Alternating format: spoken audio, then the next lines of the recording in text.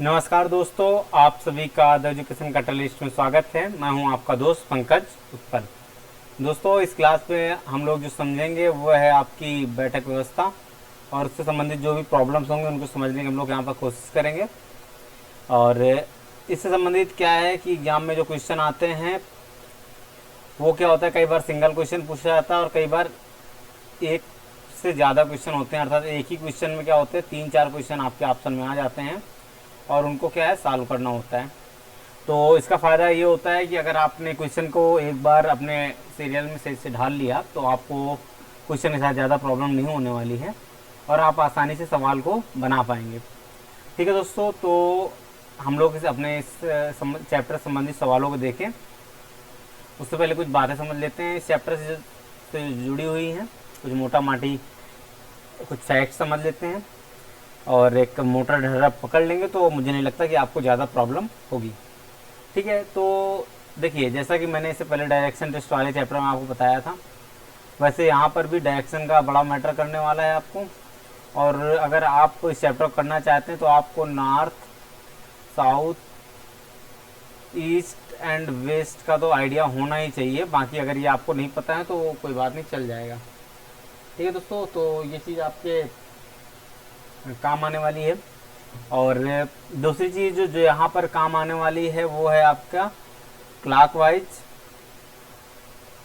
और anti clockwise. इन दो चीज़ों को भी आपको क्या है, अपने दिमाग में बिठा के रखना है, जिससे क्या हो, आपको ज़्यादा प्रॉब्लम ना हो।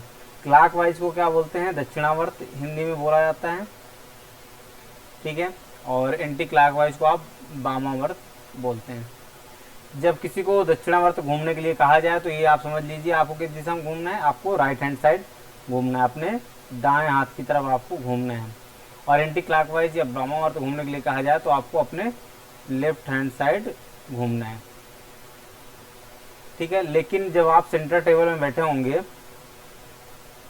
ठीक है, जिसमें सेंटर की तरफ आपका मुंह होगा और सर्किल में टेबल होगी आपकी, राउंड टेबल होगी, तो अब आपका जो दायां दिशा है वो आपके किस दिशा में होगा, अगर आपको वो होगा आपकी एंटी क्लॉकवाइज।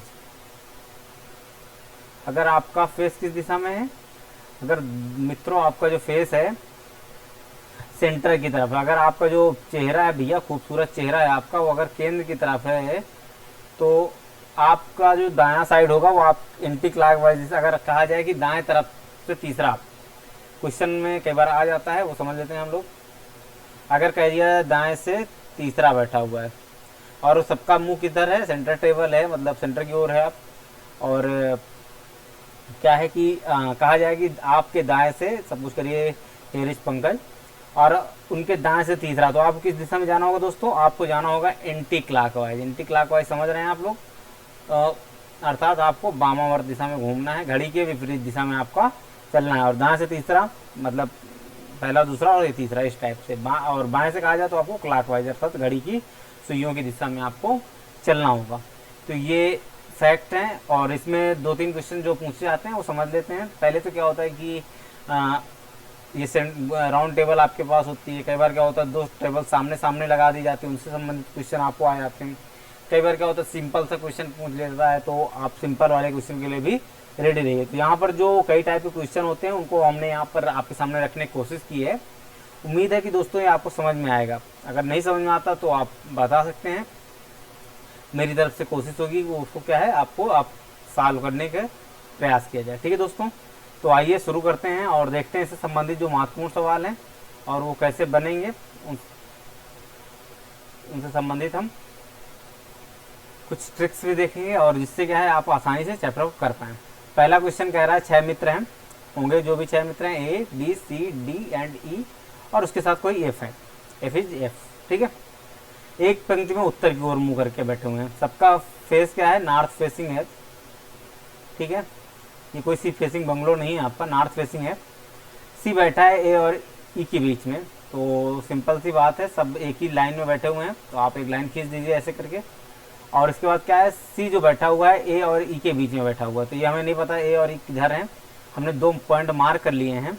डी किसी छोर पर नहीं है, अर्थात डी कहीं पे भी बैठा होगा, वो बीच में बैठा होगा, थोड़ा डरपोक टाइप का आदमी। कुछ लोग होते हैं ना किनारे बैठने से डरते हैं, और जब हम लोग प्राइमरी एजुकेशन में रहते हैं तो किनारे वालों से क्या है ज़्यादा सवाल पूछ लिए जाते हैं, तो लोग क्या करते हैं, बीच में घुस के बैठते हैं, मतलब ये टैक्टिक्स होती है। और खासकर बैक बेंचर्स के साथ ये होता है कि वो क्या होते हैं कि ऐसे गड्ढ मट रहो, ऐसे घुले मिले रहो, ऐसे बीच में घुसे रहो, जिसे बोलते हैं कि ऐसा कि आपकी टीचर की नज़र आप पे ना पड़े, ठीक है।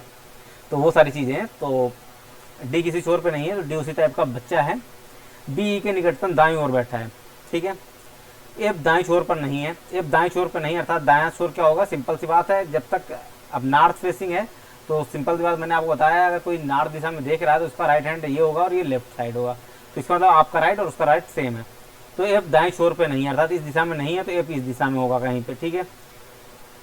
मगर डी ई के बाईं ओर तीसरे स्थान पर बैठा है, ठीक है। जो डी है वो ई के बाईं ओर है, तो जो डी और ई की स्थिति अगर हम ऐसे मान लें, डी यहाँ पर कहीं पर ई होगा, उसके बाईं ओर तीसरे उस तरफ, पहले दूसरे और ये तीसरे।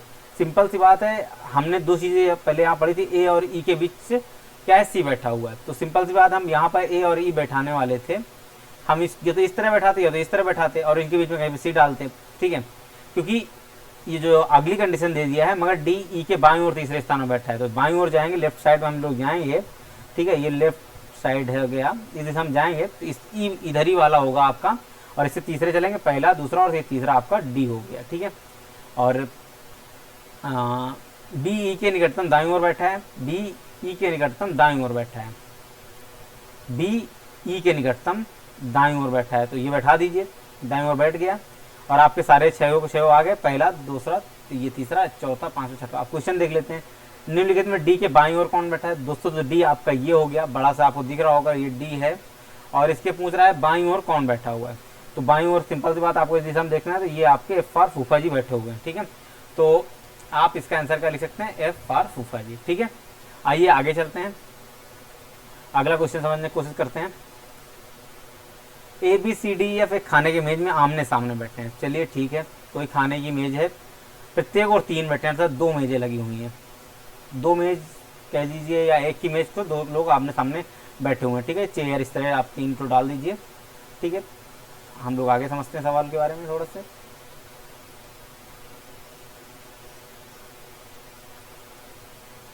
बड़े में दिखेगा तो ज़्यादा क्लियर दिखेगा। और जहां आपको ना समझ में आए तो आप कमेंट बॉक्स में ज़रूर बताइएगा, क्योंकि आप लोग बताते नहीं तो मुझे पता नहीं चलता कि समझ में आया कि आपको नहीं आया। तो कोशिश ये करिए कि बताइए ज़रूर, ठीक है। ये आपकी एक टेबल हो गई जिसपे क्या है, 6 लोग बैठे हुए हैं। तो ये यहाँ पे एक लोग बैठ जाएंगे, एक भी यहाँ पे बैठ जाएंगे, एक लोग यहाँ बैठ जाएंगे, 3 लोग सामने इस साइड बैठ जाएंगे, ठीक है। ये कुर्सियाँ पड़ी हुई हैं, प्रत्येक और तीन बी है ए और सी के बीच में, चाहे आप ए और सी को इधर बैठा दीजिए चाहे इस साइड बैठा दीजिए, ठीक है। राजनीतिक और व्यापारी एक छोरों पर है, ठीक है। आगे देखते हैं, ये एक सैनिक अधिकारी, ठीक है। सी एक प्रोफेसर और डॉक्टर के बगल में बैठा है, ठीक है। व्यापारी इंजीनियरिंग के सामने है, इंजीनियर के सामने, डॉक्टर के मध्य में बैठा है और सैनिक अधिकारी के सामने। बताइए कि डॉक्टर कौन। देखिए शुरुआत वाली लाइन से चलते हैं, बी है ए और सी के बीच में, तो बी ए और सी के बीच में है, चाहे इधर बैठा दीजिए चाहे इधर बैठा दीजिए। तो बी की दिशा तो क्या हो जाएगी, बीच में ही हो जाएगी, इधर ए हो जाएगा इधर सी हो जाएगी, या इधर सी हो जाएगा या इधर ए हो जाएगा, ठीक है। ये दो कंडीशन हो सकती हैं, ठीक है। राजनीतिक और व्यापारी एक छोरों पर कोई मतलब नहीं, ये एक सैनिक अधिकारी है, ठीक है। ये जो भी है एक मिलिट्री ऑफिसर है, सैनिक अधिकारी है। तो आगे देखते हैं, ये एक सैनिक अधिकारी है। सी एक प्रोफेसर है, सी जो इधर बैठा हुआ है ये क्या है आपका, एक प्रोफेसर है, अर्थात चाहे इधर बैठा हो ये भी एक प्रोफेसर ही होगा। इन दोनों में मुझे दिशा कंफर्म नहीं कौन है, ठीक है, क्योंकि भाई सवाल में ऐसा कुछ डिसाइड नहीं हुआ। सी एक प्रोफेसर और डॉक्टर के बगल में बैठा है, तो सी एक प्रोफेसर है तो डॉक्टर के बगल में बैठा है, मतलब क्या है, बी एक डॉक्टर हो गया। और आपका क्वेश्चन यहीं से सॉल्व हो जाता है, बाकी आपको आगे समझने की जरूरत ही नहीं है।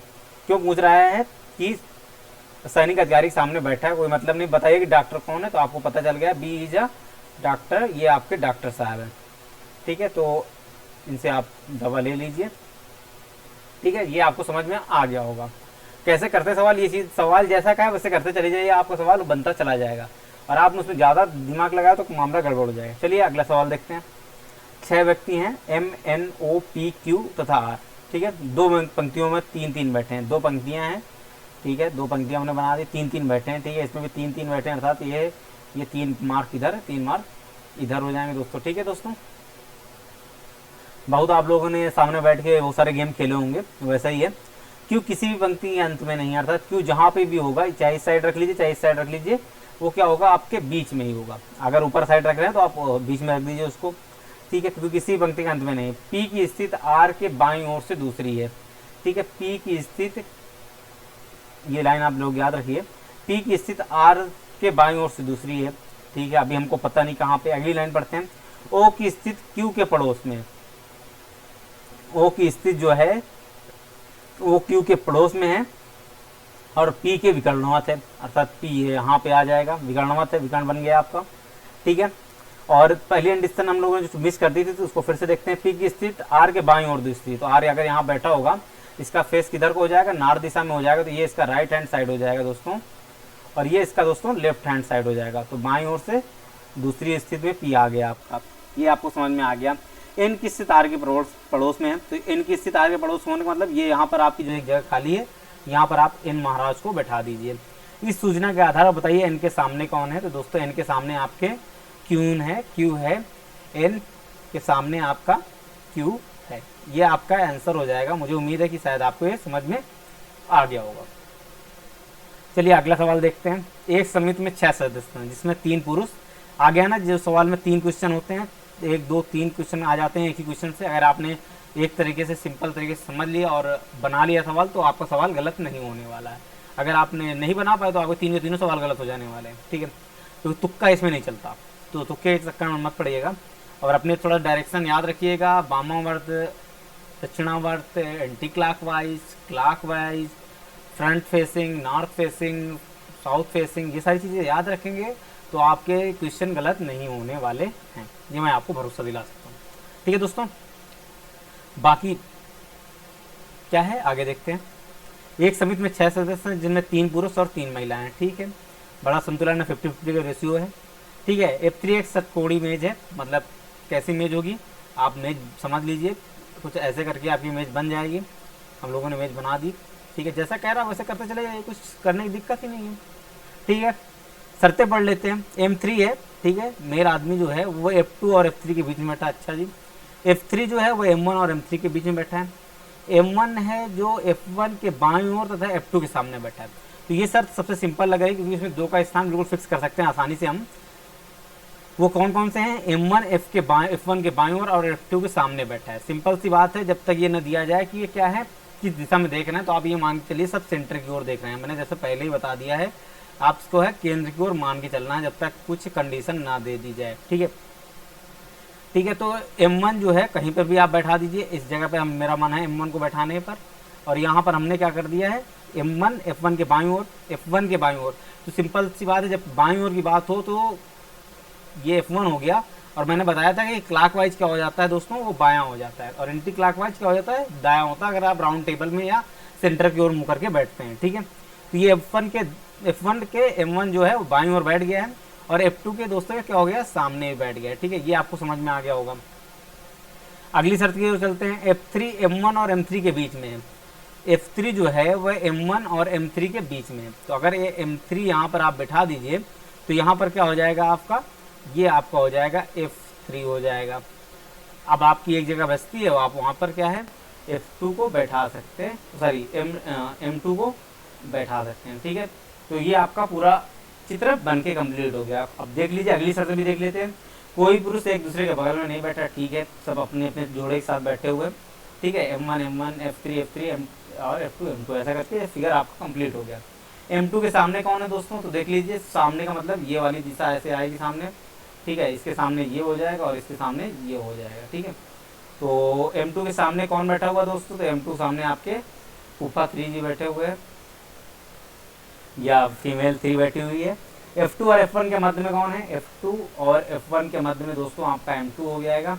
M2 के बाईं ओर कौन बैठा है, M2 के बाईं ओर, तो M2 के बाईं ओर मतलब आप क्या देखेंगे, तुरंत आप एंटी क्लॉकवाइज देखेंगे, आप घड़ी के विपरीत दिशा में देखेंगे। जैसा मैंने बताया ये लाइन आपको याद रखनी है, जबकि सेंटर की ओर मुंह हो, घड़ी की जो सुई होती है उसके बाईं ओर आपका बायां पड़ेगा अगर आपका मुंह केंद्र की ओर है, घड़ी की सुई के विपरीत दिशा में, ठीक है, इसको एंटी क्लॉकवाइज बोलते हैं। तो आपका क्या आंसर आ जाएगा, M2 के बाईं ओर कौन बैठ जाएगा दोस्तों, वो बैठ जाएगा आपका F1। चलिए अगला क्वेश्चन समझते हैं। यहाँ पर भी 6 व्यक्ति हैं और एक आयताकार मेज के चारों ओर बैठे हैं। ठीक है भैया, एक आयताकार डिब्बा बना लेते हैं हम लोग।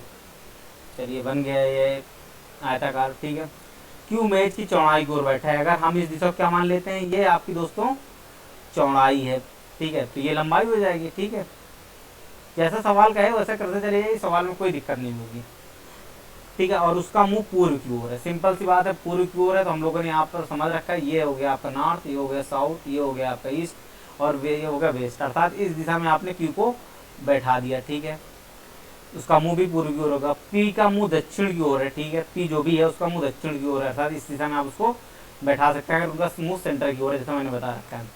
पी का मुंह दक्षिण ओर और उसके दाएं आर बैठा है। सिंपल सी बात है। अब देखिए, फिर आप क्लॉकवाइज और एंटी क्लॉकवाइज वाला चीज़ याद रखिए। यहाँ पर आप दिमाग लगाइए, अगर क्लॉकवाइज जाएंगे तो बाएं जाएंगे और एंटी क्लॉकवाइज जाएंगे तो दाएं जाएंगे। तो सिंपल सी बात है कि और इसका मुंह क्या है, साउथ की ओर है।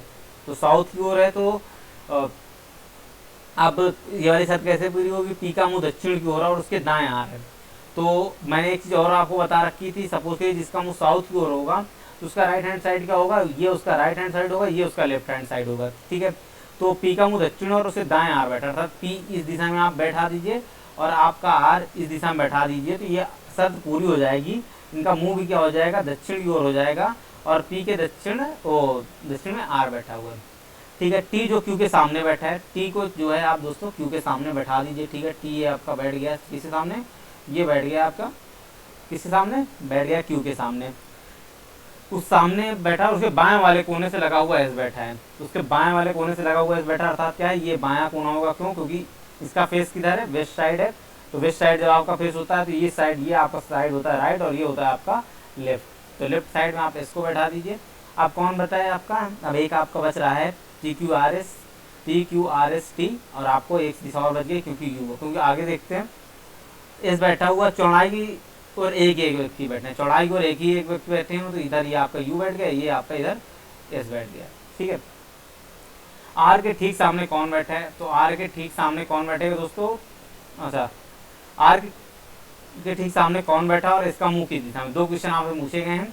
तो दोस्तों आर के ठीक सामने कौन बैठा है, तो आर के ठीक सामने बैठेगा आपका you.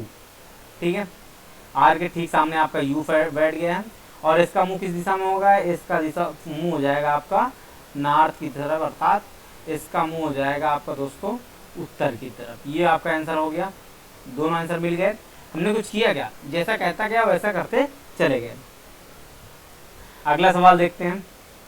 A B C D, अब ये 6 लोग यहाँ पे भी हैं, केंद्र और उनका मुंह क्या है करके एक वृत्त में बैठे हुए हैं। चलिए एक वृत्त में बैठा दिया, सेंटर की ओर देख रहे हैं। एफ ए के दूसरे बाएं ओर पर है, एफ ए के दूसरे बाएं ओर, तो बाएं का मतलब है आपको क्लॉकवाइज जाना है और कितना दूसरे पर जाना है, तो दूसरे पे आप एफ को बैठा दीजिए।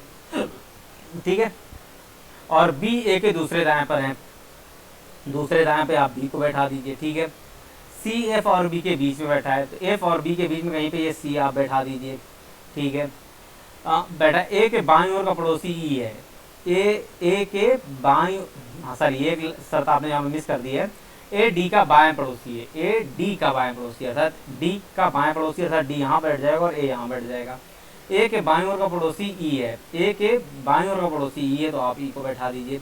आप पूछ रहा है एफ का पड़ोसी कौन है, तो एफ का पड़ोसी क्या हो जाएगा आपके दोस्तों, दो हो जाएंगे, एक तरफ तो सी हो जाएगा और एक तरफ आपका हो जाएगा ई हो जाएगा। ठीक है, तो ये दो पड़ोसी हो जाएंगे किसके, एफ के। तो इसके आंसर जो भी हो वो देख लीजिएगा, सी और ई दोनों हो सकते हैं, केवल सी ऑप्शन में दिया हो तो वो भी सही हो जाएगा, ई दिया हो तो वो भी सही हो जाएगा। ठीक है, और सी यू दोनों साथ में दिए हो तो वो भी सही हो जाएगा। तो समझ रहे होंगे कैसे सही हो रहा है। ठीक है दोस्तों, चलिए आगे की तरफ चलते हैं, अगला क्वेश्चन देखते हैं। P T V R M D K W केंद्र की ओर मुँह करके बैठे हुए हैं। ठीक है, एक गोल मेज के इर्द गिर्द बैठे हुए हैं। चलिए ये फिर एक गोल मेज हमने बैठा बना दी, अंडाकार हो गई, खैर चलो कोई नहीं। देखते हैं थोड़ा सा इस सवाल को और समझते हैं कैसे सवाल बनेगा आपका। P T V R M D K W केंद्र की ओर मुँह करके गोल में बैठे हुए हैं। वी टी के बाएं ओर दूसरा है, तो कहीं पर भी आप क्या ले सकते हैं, वी टी के बाएं ओर को दूसरा है। तो आप दो स्थान ऐसे ले लीजिए, यहाँ पर आप अगर टी को बैठा देते हैं तो टी के बाएं ओर को दूसरा आपका क्या हो जाएगा, वी हो जाएगा। दोनों शर्त पूरी, पहली शर्त पूरी हो जाएगी।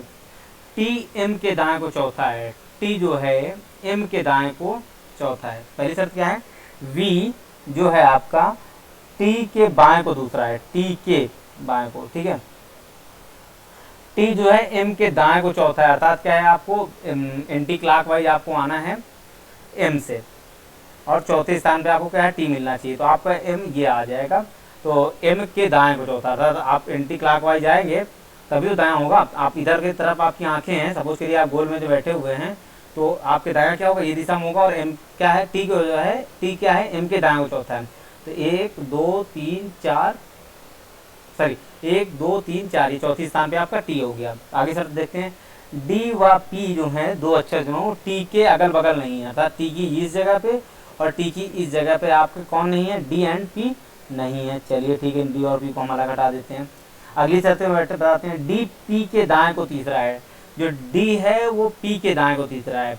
तो अभी हमें डी और पी की दोनों जगह डिसाइड नहीं है। आगे देखते हैं, डब्ल्यू पी के बगल में नहीं बैठा, चलिए ठीक है, डब्ल्यू जो है पी के बगल में नहीं बैठा है, पी के की बाएं बगल में बैठा है। अच्छा जी, देखिए टोटल 8 लोग हैं, ठीक है। और ये डी और पी के बारे में एक सवाल है, तो डी और पी यहाँ पे तो है नहीं, तो ये 3 जगह तो आपकी ऑलरेडी फुल हो गई, चौथी ये फुल हो गई, ठीक है। तो आपको यहाँ पर 2 स्पेस और निकालने हैं, ठीक है, क्योंकि यहाँ पर होंगे या तो यहाँ पे होंगे, यहाँ पर तो हो नहीं सकता। क्यों, क्योंकि ये पहली वाली शर्त के हिसाब से क्या है, एम क्या है, टी के दाईं ओर चौथा है। तो चौथा होने का मतलब यहाँ पर भी कोई स्पेस नहीं है, जो 2 स्पेस बचते हैं यहीं पे बचते हैं, ठीक है। अब टोटल आपके हो जाएंगे 8 लोगों की जगह हो गई, ठीक है। अब क्या बोल रहा है, ये यहाँ से अब ये वाली शर्त देखते हैं, क्योंकि अगल बगल नहीं तो अर्थात डी और पी यहीं पे कहीं पे होंगे। इन जो ये तो होगी नहीं यहाँ पे जगह कोई, ये और ये इन 3 जगह में कहीं डी और पी बैठे हैं, ठीक है। अब शर्त अगली वाली पढ़ लेंगे तो सवाल हो जाएगा। डी पी के दाएं को तीसरा है, डी जो है पी के दाएं को तीसरा है। अगर पी क्या है, आपको इस दिशा में बैठा दिया जाए तो दाएं को तीसरा चले तो पहला, दूसरा और तीसरा यहाँ पर आप इसको डी को बैठा सकते हैं, ठीक है। क्यों, क्योंकि हम एंटी क्लॉकवाइज देखेंगे, क्योंकि मुख किधर की ओर है दोस्तों, मुख है केंद्र की ओर। तो ये अगर यहाँ पर पी बैठाएंगे आप तो पी का मुख क्या है, अंदर की ओर होगा। इसके दाएं आप देखेंगे तो तीसरा ये आपका मिल जाएगा। तो डी पी के दाएं को तीसरा है। डब्ल्यू जो है वो पी के बगल में नहीं बैठा है, अर्थात डब्ल्यू पी के बगल में नहीं बैठा है, अर्थात ये केवल एक ही जगह खाली बचती है, तो वहां पर आप डब्ल्यू को बैठा दीजिए, ठीक है। पी के बाएं बगल में बैठा है, पी के बाएं बगल में बैठा है, अर्थात क्या है, आपको एंटी क्लॉकवाइज देखना है, ठीक है। तो आपका वो बायां साइड हो जाएगा। तो यह यहाँ पर आपको क्या हो जाएगा, पी के बाएं, पी के की बाएं बगल में बैठा है, तो सॉरी मैंने गलत पढ़ लिया, यहाँ पे पी के बाएं बगल में बैठा था, तो ये जो के है उसके बाएं बगल में पी हो जाएगा, ठीक है। तो आप कोई अच्छा रह गया क्या इसमें फिल करने के लिए, वो देख लेते हैं। पी हो गया, टी हो गया, बी हो गया, आर रह गया आपका, तो आप इस जगह पे आर को बिठा सकते हैं, ठीक है। ये यहाँ पर आपका आर हो जाएगा। ये वाली सर समझ गया ना, पी के बाएं बगल में है। क्यों, के बाएं बगल में मतलब के राइट आपको देखना है क्लॉकवाइज, ठीक है। के बाएं को दूसरा कौन है, के बाएं को, अर्थात बाएं को आपको देखना है। तो सिंपल सी बात क्या है, आपको एंटी क्लॉकवाइज नहीं क्लॉकवाइज आना है।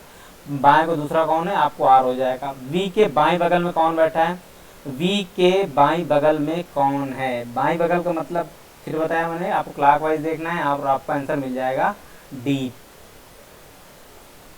ठीक है। अगला क्वेश्चन क्या है, वी के दाएं को तीसरा कौन है, वी के दाएं को तीसरा, अर्थात क्या है, आपको एंटी क्लॉकवाइज देखना है। और दाएं को तीसरा अर्थात पहला, दूसरा, तीसरा, अर्थात कौन हो जाएगा दोस्तों, इनमें से कोई नहीं। वी के दाएं को तीसरा कौन है, पहला, दूसरा, तीसरा। आर हो रहा था लेकिन आर ऑप्शन में ही नहीं है। दाएं को तीसरा पूछ रहा वी के, ठीक है। वी के संबंध में आर का स्थान क्या है, वी के संबंध का में आर का स्थान, वी के दाएं को तीसरा, अभी हमने ऊपर वाले में देखा कौन था, आर था, ठीक है। उपरोक्त व्यवस्था में उनके स्थान के आधार पर निम्नलिखित 5 में से 4 किसी प्रकार से समान है, इसलिए उनका एक समूह बनता है। वह कौन सा जो इस एक समूह में नहीं आता है, ठीक है। आइए देखते हैं जो इस समूह में नहीं आता है और समझते हैं वो कौन है जो इस समूह में नहीं आता है। डी डब्ल्यू, ठीक है, डी डब्ल्यू ये हो गए दोनों, इन दोनों के बीच में एक का स्पेस है और एंटी क्लॉकवाइज हो गए। टीपी ये भी एंटी क्लॉकवाइज हो गए और इनके बीच में आर का स्पेस, सही है। वी और एम, ये आपका क्लॉकवाइज हो गया और इन दोनों के बीच में एक का स्पेस तो है, तो ये मतलब गलत हो सकता है। अभी आगे देखते हैं। आर डी आर डी और डी, ये तो अब काफ़ी गड़बड़ हो गया, इनके बीच में 3 का स्पेस जा रहा है आर और डी के बीच में।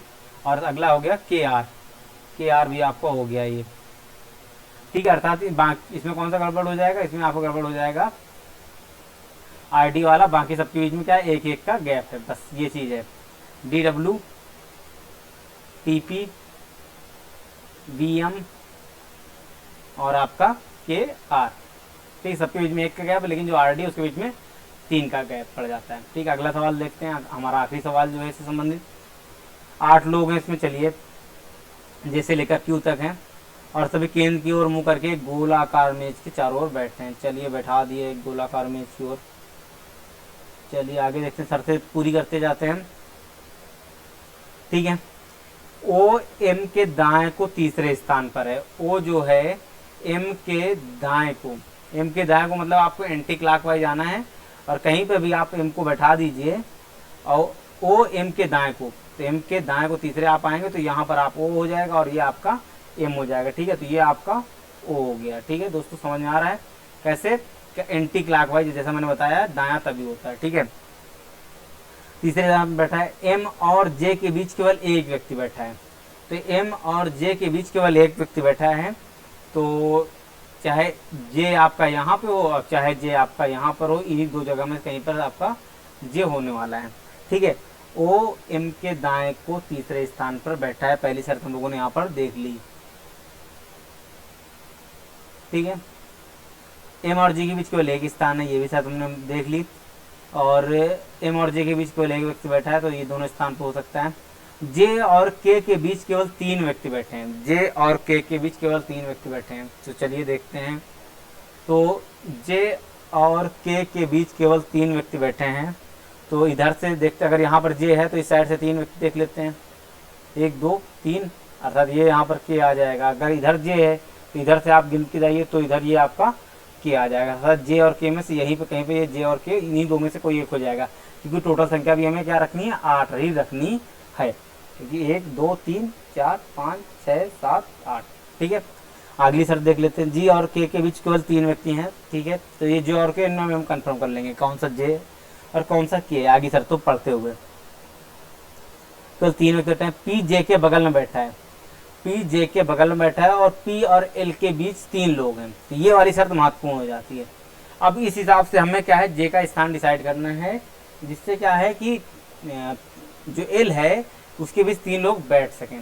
अब सपोज करिए अगर हमने इसको जे मान लिया, ठीक है, चलिए मान लेते हैं इसको जे, और यहाँ पर आप पी को बैठाते हैं और इसके बाद क्या है, पी और एल के बीच से 3 लोग बैठे हैं, तो अगर आप यहाँ पर जे मानते हैं और तो ये पी यहाँ बैठ सकता है या तो पी यहाँ बैठ सकता है, तो ठीक है।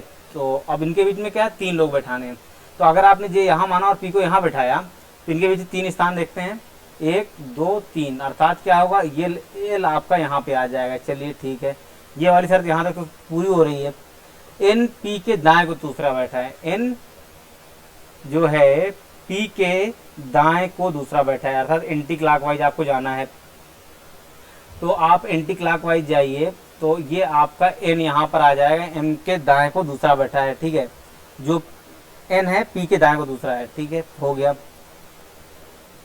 और इधर से शर्त पूरी हो रही थी क्या, आपका पी और एल के बीच में 3 लोग बैठे हैं, 1 2 3, और इधर से भी 1 2 3 हो रहे हैं, ठीक है।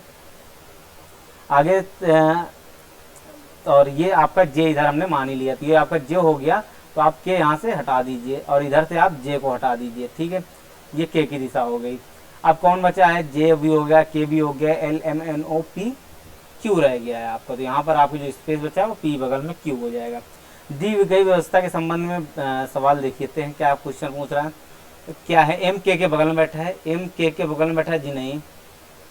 एन जे के बगल में बैठा है, जी बिल्कुल एन जे के बगल में बैठा, वो ये देखिए एन जे के बगल में बैठा, और इसलिए आपका आंसर एन जे के बगल में हो जाएगा। अगला सवाल देखते हैं। जो क्यू के बाएं ओर को दूसरे स्थान पर बैठा है, जो क्यू के बाएं ओर को दूसरे स्थान, अर्थात आपको क्या देखना है, क्लॉकवाइज देखना है। क्यू के बाएं ओर को दूसरे स्थान पर बैठा है, वो हो गया आपका के बाएं को दूसरे स्थान पर कौन है, अर्थात बाएं को दूसरे स्थान पर हो जाएगा आपका एम। के बाएं अर्थात क्लॉकवाइज चलते जाना है आपको, ठीक है। तो आंसर आपका एम आ जाएगा। सभी लोगों को बैठने की व्यवस्था के आधार पर निम्नलिखित 5 में से 4 किसी प्रकार से एक समान है, इसलिए उनका एक समूह बनता है। जो एक कौन सा जिस समूह नहीं आता, पी क्यू जी, देखते हैं पी क्यू। चलिए क्लॉकवाइज मैच कर गया है। के एल क्लॉकवाइज ये भी मैच कर गया है आपका। एम एन ये भी आपका क्लॉकवाइज ही है। और क्यू ओ भी आपका क्लॉकवाइज ही है। और के ओ ये आपका एंटी क्लॉकवाइज हो गया है। तो दोस्तों ये आपका हो जाएगा रॉन्ग, और यही आपका करेक्ट आंसर भी हो जाएगा। के दाईं ओर से गिनती की जाए, के दाईं ओर से गिनती की जाए, आप एंटी क्लॉकवाइज गिनती शुरू कर दीजिए। तो के और पी के बीच कितने लोग बैठे हैं, तो के और पी के बीच में कितने दोस्तों लोग बैठे हैं, 1 और 2। तो आंसर आपका हो जाएगा 2। ये हो गया आंसर, ठीक है दोस्तों। तो मुझे उम्मीद है कि आपको ये चैप्टर समझ में आया होगा। अगर नहीं समझ में आया है तो आप कमेंट बॉक्स में कमेंट करिए, और इससे रिलेटेड कोई क्वेश्चन हो तो आप ज़रूर बताइएगा। हम लोग उसको सॉल्व करने की कोशिश करेंगे और आपको समझाने की कोशिश करेंगे। और इससे संबंधित एक्सरसाइज जो भी आपके पास प्रैक्टिस सेट है उससे लगाइए। और जितना भी इससे संबंधित कॉन्सेप्ट है वो बिल्कुल सिंपल सा है कि आपको नॉर्थ साउथ का आइडिया होना चाहिए। सेंटर की ओर देखिए तो कैसे देखना है, एंटी क्लॉकवाइज कैसे समझना है, बाएं दाएं कैसे समझना है, पहला दूसरा तीसरा कैसे देखना है, ये अगर आप समझ जाएंगे तो आपको सवाल में कोई दिक्कत नहीं होने वाली। ठीक है दोस्तों, तो मिलते हैं अगली क्लास में।